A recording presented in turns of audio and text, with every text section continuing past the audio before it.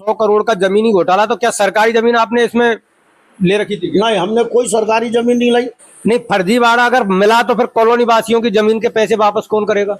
पैसे वापस करने का शिकायत कर रहे हैं, झूठी शिकायत कर रहे हैं। शिकायत करने वालों में एक डॉक्टर करण सिंह जी हैं। हमारा बीएससी नर्सिंग जीएनएम में उनसे मुकदमा चल रहा है। उस संस्था में मैं सेक्रेटरी हूँ और महेंद्र तिवारी अध्यक्ष है। जय हिंद, वंदे मातरम, जय श्री राम। साथियों, मैं सुरेंद्र फौजी, सनातनी संत रिपोर्टर। आप मुझे बयाना से देख रहे हो साथियों। एक प्रसिद्ध अखबार के द्वारा कथित 100 करोड़ का घोटाला बयाना में जो बताया गया था, उसी के विषय में आज हम चर्चा करने आए हैं। विजय कुमार अग्रवाल जी हमारे साथ हैं और जानेंगे, क्योंकि शहर में कुछ लोगों के द्वारा यही बताया गया था कि यह कॉलोनी भरतरी कॉलोनी जिस पर 100 करोड़ का घोटाला बताया गया वो इनके द्वारा बसाई गई है। तो सेठ जी से जानते हैं क्या है पूरा मामला। जय श्री राम सेठ जी। जय श्री राम सेठ जी, यह जमीन 1983-84 में किशन गोपाल भरतरी के नाम से थी और इनका एक मुकदमा शिवली राम जी के चला था रेवेन्यू बोर्ड में।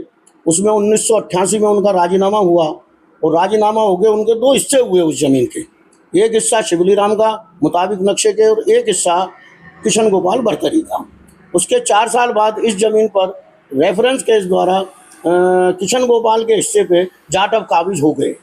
बंटवारा चूंकि पहले राजीनामा के मुताबिक जमीन का बंटवारा पूर्व में हो चुका था और उसकी डिग्री भी पारित हो गई थी मुकदमे के हिसाब से, किंतु रेवेन्यू रिकॉर्ड में वो दर्ज नहीं हुई। उसके बाद में इस जमीन पर जाटवों ने 9टीवी कराई 1903 में और 9टीवी करा के 23 पत्रावलियों द्वारा भूमि रूपांतरण कराया गया। कुछ जमीन तो इन्होंने स्वयं द्वारा बेच दी गई और कुछ जमीन पर उन्होंने विजय कुमार को, मुझको पावर ऑफ अटॉर्नी से नियुक्त किया। इसमें मुझे बेचने का, विक्रय करने का, कब्जा देने का, प्रतिफल प्राप्त करने का सब अधिकार मुझे दिए और मेरे जो कार्रवाई होगी वो मेरे द्वारा की हुई कार्रवाई उनके द्वारा ही समझी जाएगी। उक्त मुख्ताराम रजिस्टर्ड हुआ था।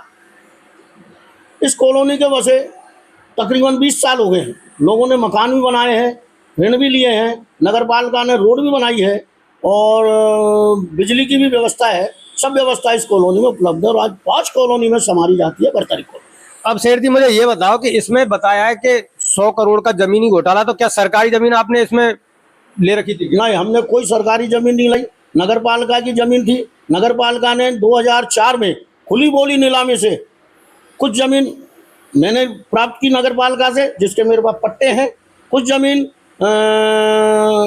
स्ट्रिप ऑफ लैंड के तहत जिनके मकान बने हुए थे उन्होंने प्राप्त करी और कुछ जमीन नगर पालिका ने खांचा भूमि में अलॉट की जिनके मकान बने हुए थे। हमारे पास कोई सरकारी भूमि नहीं है और न मौके पे खाली है कोई सरकारी भूमि। 9टीवी हो रखी है इसकी? हाँ, सन 2003 में 9टीवी हुई थी। 9टीवी होने के बाद में 2004 में इसमें 23 पट्टों में नगर पालिका ने इसको भूमि रूपांतरण 99 साल के लिए किया है। 2013 में जरूर 90A हुई थी। नगर पालिका ने स्वयं मोटो से 90A कराई थी, उसको कैंसिल कर दिया है। आज इन्होंने संभागीय आयुक्त ने उसकी रिवीजन कर रखी है और वो नंबर पे आ चुका है। उसमें सुनवाई जारी है। इस खबर से कॉलोनी वासियों में भय व्याप्त हुआ है? नहीं, कोई भय व्याप्त नहीं है। उनकी खुद की जमीन है। नगर पालिका से मंजूरी ली है, उन्होंने मंजूरी लेकर ऋण प्राप्त किए हैं और बैंक में गिरवी रखी हुई है वो जमीन। और बैंक वाले तो लोन देते हैं तो पहले पूरा 30 साल का अटैच डॉक्यूमेंट लेते हैं। जमीन कहाँ से आई और आपके पास कैसे प्राप्त हुई, पूरा अटैच चेन डॉक्यूमेंट लेके ही लोन देती है बैंक। अभी जैसा लोगों ने क्लेम किया है और यदि ये सही पाया कि घोटाला पाया गया तो फिर आप क्या करोगे? घोटाला होने का प्रश्न नहीं है, हम कहीं है नहीं। जो शिकायत कर रहे हैं झूठी शिकायत कर रहे हैं। शिकायत करने वालों में एक डॉक्टर करण सिंह जी हैं। हमारा बीएससी नर्सिंग जीएनएम में उनसे मुकदमा चल रहा है। उस संस्था में मैं सेक्रेटरी हूँ और महेंद्र तिवारी अध्यक्ष है।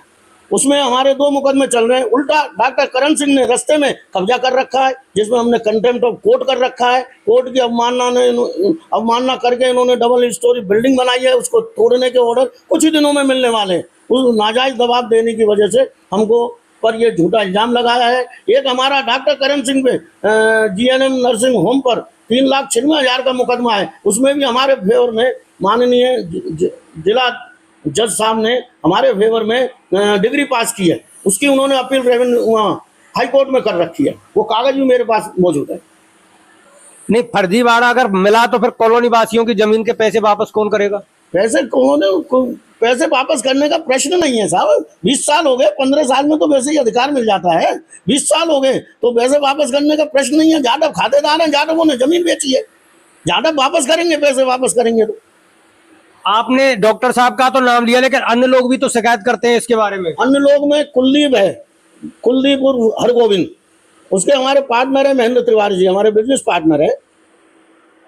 उनके ऊपर 1985-86 में एक मुकदमा उनके पिताजी का मर्डर हुआ था, उसमें उन्होंने इनको नामित किया था। उसमें वो बाइज्जत बरी हो गए कोर्ट में। उसी द्वेष भावना से, हमको बदनाम करने की वजह से, हमको जनता की नजरों से गिराने की वजह से उन्होंने झूठी शिकायत करते हैं। कुलदीप आदतन अपराधी है शिकायत करने का, और ब्लैकमेल करता है।